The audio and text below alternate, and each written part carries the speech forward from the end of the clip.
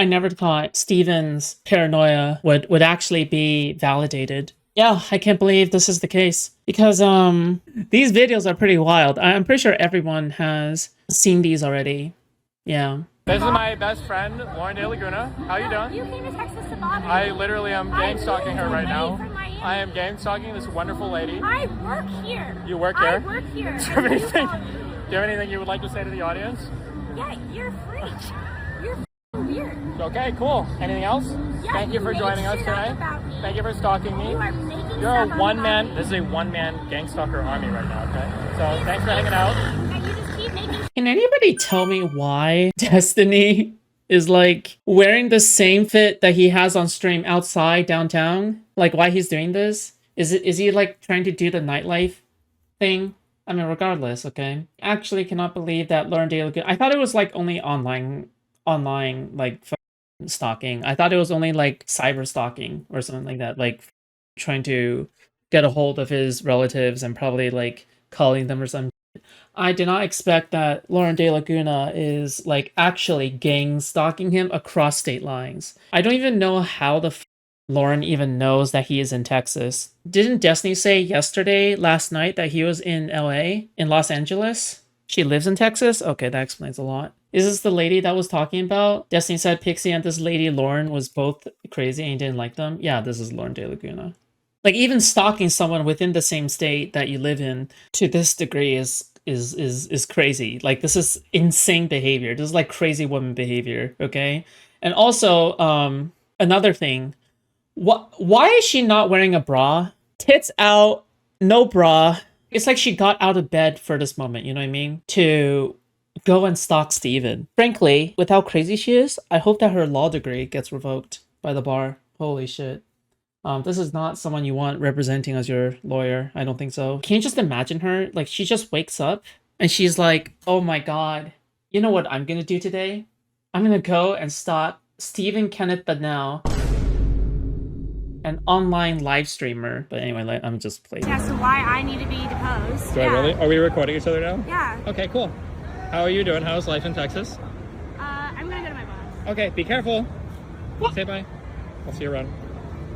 Why? Why are you following me? Because I'm bored and I gang stalk in real life. You're a fucking freak. You're a pedophile. Yeah? You're sad. You live sad. Pedophile too. You Yeah? are a pedophile. True. I mean, Rose. True. Queen, stay safe, be careful. I'm not ashamed to say I'd let her ruin me emotionally and financially. Ban. I'm not even being mean, but does she have people to check on her? Like, this is concerning. I think Destiny definitely probably feels vindicated by posting this. Just mainly because, like, I have no doubt people are probably calling him crazy for always assuming that Lauren Delaguna is, like, following him around, right? But now Destiny actually has the proof that Lauren Delaguna is, in fact, following him around, right? Because one of the things that anti-fans have been saying is, like, oh, Lauren Delaguna, oh my god, you mean the schizophrenic delusion that Destiny has in his head about all this shit going down? You mean the schizophrenic, like, fucking delusions about you being gang stalked and, like, the Lauren Delaguna is the puppet master behind everything? I mean, here's the proof, right? Here's the proof. So I would like to hear from Jay Stilk an apology, okay, for trying to gaslight Steven and trying to gaslight the rest of DEG and gaslight everybody on the fact that, oh yeah, don't worry about it, oh, he's not doing anything, blah, blah, blah, Lauren Delaguna is probably just living her life. Dude, what the fuck, dude, chill. Oh, Mr. Mouton. Oh shit, this is the full thing, Absolute Cinema. Okay, so this is my first time reacting to this. I am gang stalking this wonderful lady. I work here. You work here? I work here. Do you have anything you would like to say to the audience? Yeah, you're a freak. You're fucking weird. Okay, cool. Anything else?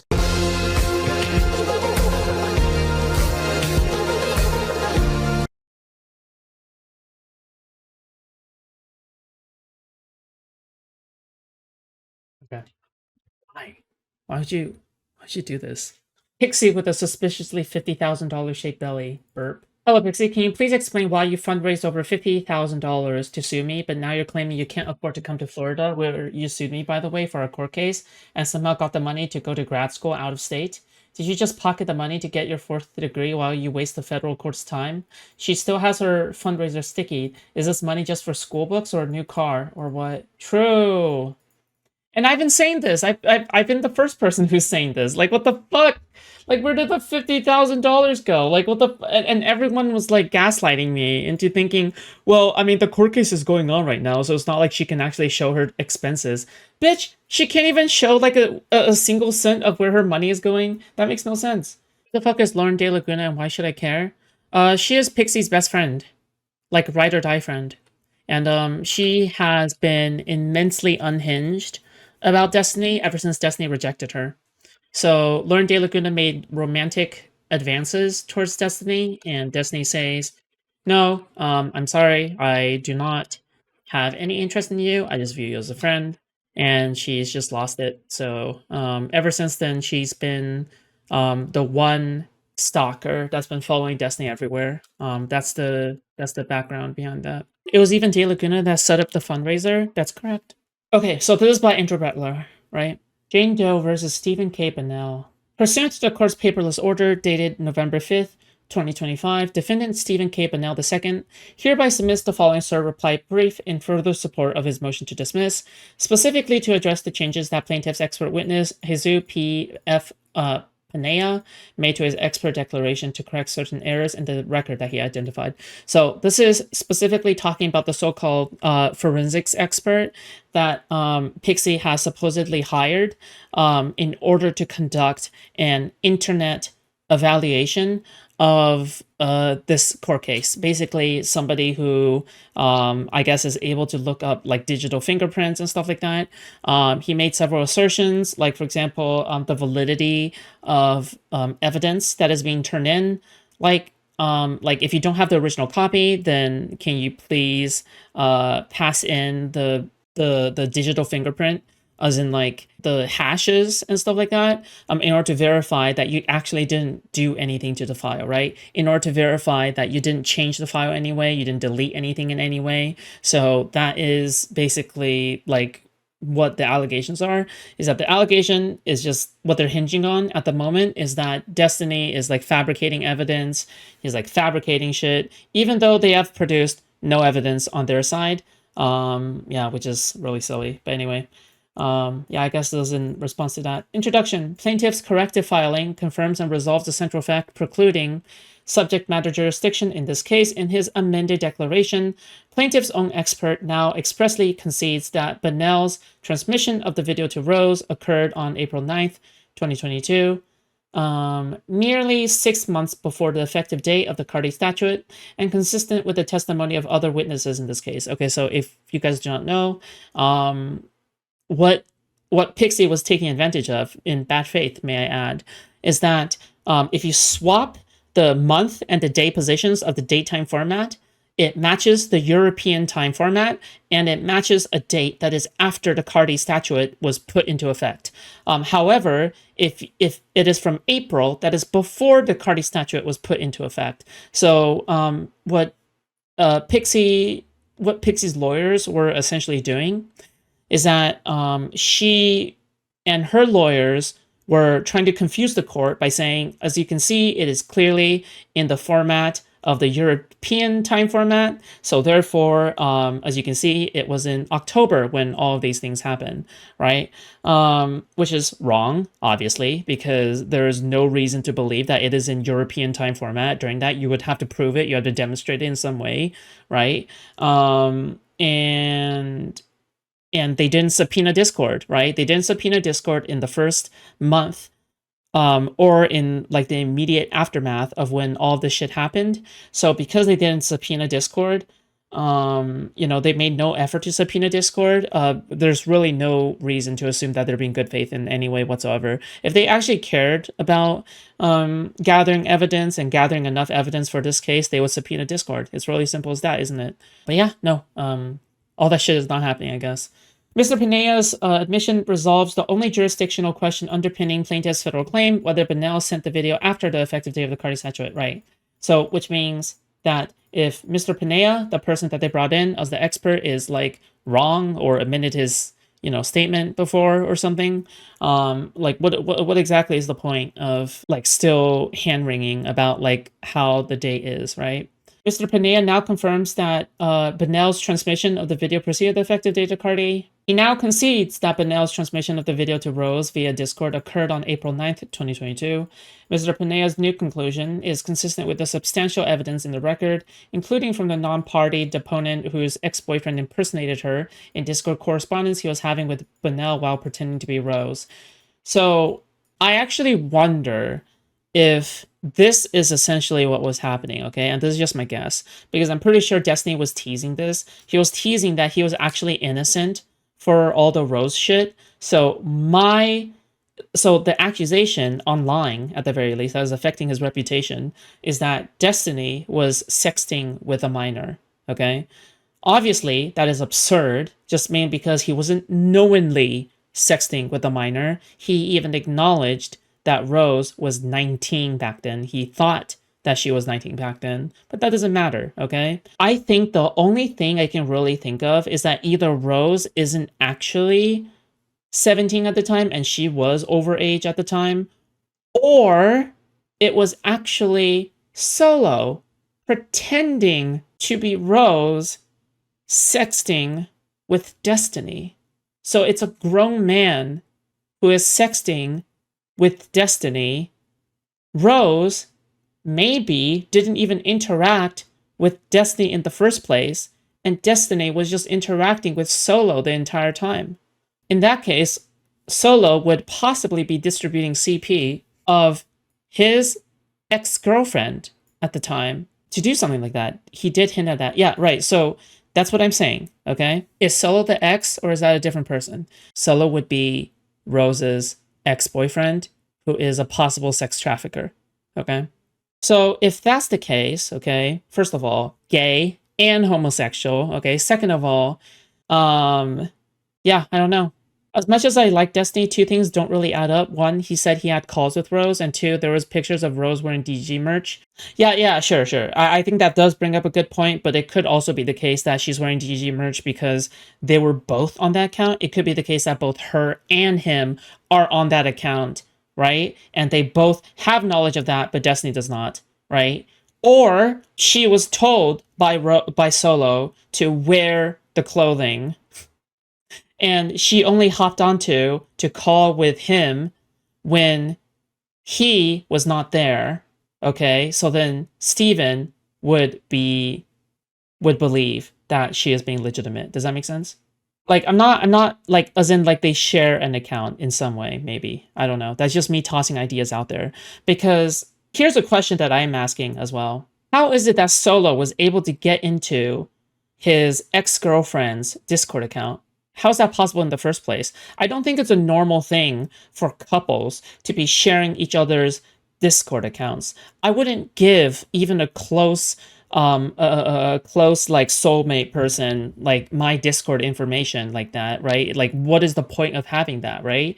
So I think a possibility you need to think about is that maybe some of the Discord recovery information is accessible by Solo, maybe, and Solo used like recovery processes with Discord in order to obtain access to Rose's account, because he also has every single possible piece of verifiable shit, probably like driver's license and all that shit, in order to verify that this is in fact Rose. And then so he got the account information, and that was how he was able to get in. Okay, unless it could also be the case that Rose simply left the computer open and he was the one that accessed it while she left the computer open. However, the reason why I doubt that is because I don't like the possibility of her leaving the computer open all the time like that, and for her to never find out, and that doesn't line up with the phone calls, that doesn't line up with the DG merge, so that doesn't make much sense. Okay, I think it's more plausible that maybe they just shared an account, right? If that had to be floated as a possibility. But yeah. Anyway, Mr. Pineda's amended declaration eliminates any ambiguity. He now concedes it doesn't really matter in the first place, okay? Mr. Mr. Pinea's new conclusion is consistent with the substantial evidence in the record, including from the non-party deponent whose ex-boyfriend impersonated her in Discord correspondence. I remember when I had to or he had access to the password, sure. I remember when I had to recover my current Discord account because I got hacked. The reason why I got hacked was because I was being stupid and I downloaded the itch.io game that was sent to me by like a fucking scammer hacker person, okay, who would like implement it would just essentially be implementing like a kernel level thing that would like parse things through and like get shit, right? Collect information, and they got a hold of my Discord information that way. So when I recovered my account, there were pieces of verifiable evidence that I'm sure that any couple could get a hold of, right? Identification, ID, that kind of shit, yeah? Makes sense? Right, so this is what I was talking about, like the ambiguity when it comes to European timestamps and stuff, which I'm pretty sure if you're the accuser, you have to prove, right? Especially when the dates matter in such a fashion in which like party statute could apply or not apply, right? I don't know the exact date, but Nell asserts the dates were reversed, so it's European time or something. It was actually April 10th, 2022. So I don't really know. Like, we have to verify that information.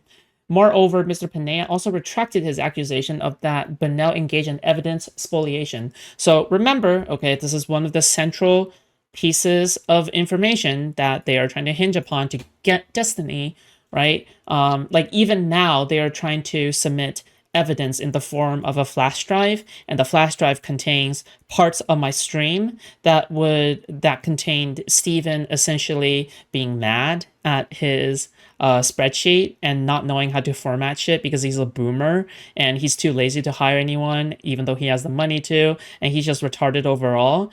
But it is what it is. And yeah. So I think there's I don't think he was tampering with jack shit. I don't think he was doing any of that. Okay. Video to Rose is not reliable and would require further discovery. In his amended declaration, Mr. Pinea concedes that his initial conclusions were incorrect and admits that Discord's time grouping design feature explains the supposed inconsistencies he highlighted in his declaration. Mr. Pinea now withdraw his prior claim of evidence tampering and no longer asserts that Bonnell manipulated the data. So it's like inconclusive, right? I mean, good, right? Because especially if you care about being like a digital forensics person, I think you should care about your credibility. I think you should care about whether or not you are evaluating things in the wrong way, favorably in like for another side, right? Mr. Pinea's expert testimony is unreliable and fails to establish subject matter jurisdiction. Worse still, Mr. Pinea was retained to assess alleged tampering of Discord messages, yet his core accusation was based on the basic misreading and or misunderstanding of Discord's own interface. Kind of surprising. I would expect you to understand the ins and outs of the app that you're trying to analyze, especially if he is a so-called stated digital forensics expert, right? If you're a digital forensics expert, I would expect you to have more knowledge on how these things are tracked or conducted outside of, photographs and like stuff being sent over Facebook, right?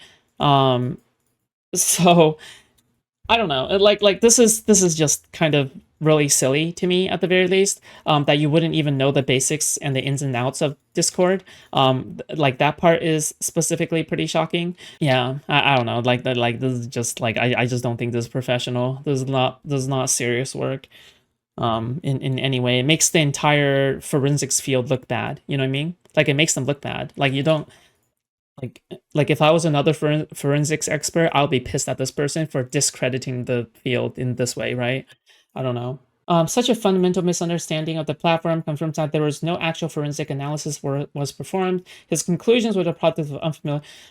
Dude, literal fucking commentators, literal commentary community people can explain Discord better than Jesus, Pinea, whatever the fuck, right? Like, I don't know. Like, this is almost blackpilling to me because I expect people like Pinea to conduct themselves more professionally than in this sense. Yeah, this stuff is just crazy. It's crazy that a professional forensics expert would be this bad at doing shit. It's just, wasn't Solo a Queenman fan Discord chatter? You would be correct. Yes. Whether or not that was before or after is indeterminate. It could be the case that Solo was a Queenman chatter from the beginning, or it could be the case that Solo was a Queenman chatter after the fact because he wants to take revenge in some way. But either way, I do not know, and neither does it matter all that much. To me at the very least. To be clear, Mr. Penea's retraction confirms that no tampering or fabrication occurred and exposes the unreliability. Yeah. Even now, Mr. Penea only speculates that Benel's evidence is unreliable unless digitally fingerprinted. I also want to say, like, it's actually kind of crazy to me how much more vigilant the commentary community is also conducting, like, these content creator investigations, right? Because when they were going after people, what they were trying to do is that they were actually trying to take a look at the timestamps and the hashes of the timestamps as well. Like they know that you can tell whether or not the video was altered in any way because the way that the encoding is that would change if the video was tampered in any way, if it was clipped or anything like that. So like they know exactly how to check for that, but somehow this stupid fucking moronic like forensics expert knows nothing about any of that. It's just crazy to me. Anyway, it doesn't really matter. It's just very disappointing and blackmailing a little bit. But yeah, the date on which Mr. Pinnell transmitted the video is the dispositive question. It is easily resolved in the face of the Discord chat log, the evidence in the record, as well as by the plaintiff's own expert admission. No specialized computer forensics knowledge is required to read a date stamp. True. That's just objectively true. Like, he wasn't even needed in the first place, right? As a complex continuous disclosure, it's nothing more than an attempt to obscure the record and preserve a theory that her own expert cannot substantiate. So here's something that I am also curious about, and I wonder if Stephen has also brought this up. So she has raised $50,000 for the lawsuit, right? So part of that $50,000, I wouldn't be too surprised if part of that money went towards the forensics expert, right? I can't imagine the forensics expert also had a grudge against Destiny and was just doing this shit for free, right? And you're not allowed to use any nicknames, aliases, or any kind of stuff that isn't registered with the bar or any kind of shit. You have to use your real name or your business in addition to your real name in a court document. So assuming that this is a legitimate business, which it kind of has to be, I wonder if like any of pxie's like legal funds went towards this, but I guess this is another thing that can just simply be brushed aside, simply because from David Pinea, from David Jose Pinea, sorry, from Jose Pinea's end, like this, his job is done, right? Like his job is done. There's no point in him being a part of this lawsuit anymore, right? Like there's no point in him being a part of the lawsuit anymore, I think, at the very least. No reason to. So I think that she should be done paying him, right? Pixie should be done paying Jesus Pinea, right? She should be done paying him. So if that's true, there should be a receipt for the services that you have been like enlisted, right? If you do have a receipt, I would be curious as to know, and I'm assuming that you kept it around for public record, so there's no way you threw it away unless you were stupid. If you do have a receipt, I was wondering if you can show that the money that is going towards hiring the services of this so-called forensics expert could be traced back to the GoFundMe. All right. So what is shown? Well, what could be shown is the exact $50,000 in or over time being transferred to like to your bank account, and then your bank account is paying forward towards this service, and it has to come from the same bank account. That's what I want to see. Okay. So because people, and by people I mean poodoo people, okay, people who are literal poop, okay, people who are essentially like fucking pieces of dung with the fucking sticky notes saying let's see, Mrao Morale Live and Purple Perry Gaming, all these Queen orbiters who are gaslighting me about this. I'm just wondering, okay, would you say that maybe just to verify the authenticity of this entire fucking lawsuit and the GoFundMe that she still has up, that maybe, just maybe, she should be required to give some degree of evidence that she has not essentially scammed a bunch of people who thought that she was an actual victim? So that is my curiosity, okay, at the very least. Or is it that you don't actually care where the money goes? But I bet that if I could find any of your videos or find any of your pieces of content regarding Keffels, you are pretty damn concerned about. I'm sure I could find clips of you guys being concerned about Keffels embezzling money, possibly, or scamming her fans and having the money not go to a lawsuit in Canada, okay? So, you know what? Okay, all right, I get it. Double standards, okay? Standards are different when it's being applied to Destiny. I'm used to that. All right, so that's okay. Yeah, there's just so many parts here that are just so stupid. The date on which Mr. Bernal transmitted the video is a dispositive question. It is easily resolved from the face of the Discord chat log, the evidence in the record, as well as by the plaintiff's own expert admission. No specialized computer forensics knowledge is required to read the date stamp. Okay, yeah, true.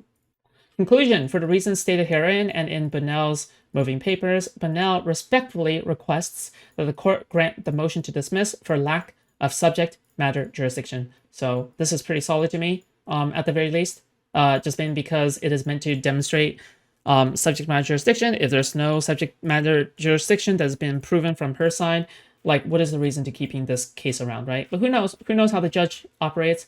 I mean, here's the thing. The judge seems to be fair so far. However, it could entirely be the case that the judge is still trying to appear impartial on what the judge is thinking. And they could also just, I don't know. Who knows? Anything could happen, really, right? But yeah. Couldn't he bring this argument when she mentioned that she can't afford to return to Miami for her deposition? Yes, no, that was literally one of the things that he brought up on his Twitter. Like, he brought that part up verbatim, and I thought that was a good point. But in addition to lacking $900 out of the $50,000 that you raised, I guess, like outside of the $900, you really did not. Like, could I actually see any receipts in any way? Like, did she run out by now or something? Like, I don't know. Like, this is just kind of crazy to me. But yeah. From a PR point of view, Queenman, J-Stalk, President Sunday Beckett, and the people in Kiwi Farms conspired and protected a sex trafficker. It matters a lot. Yeah, I think that's objectively true.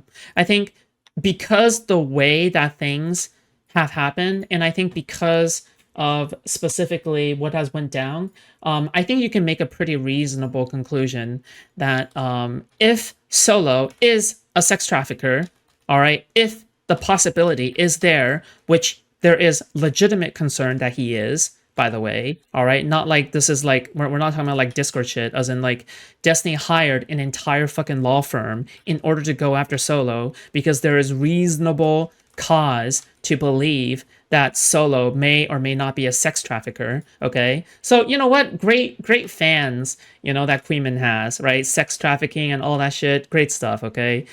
Just the most genuine of people. We have, we have woman beater, Ryle Kittenhouse, and then we have sex trafficker Solo, okay? Just fantastic. The best people among Destiny's haters, really. I would expect nothing less, really. What can you do, right?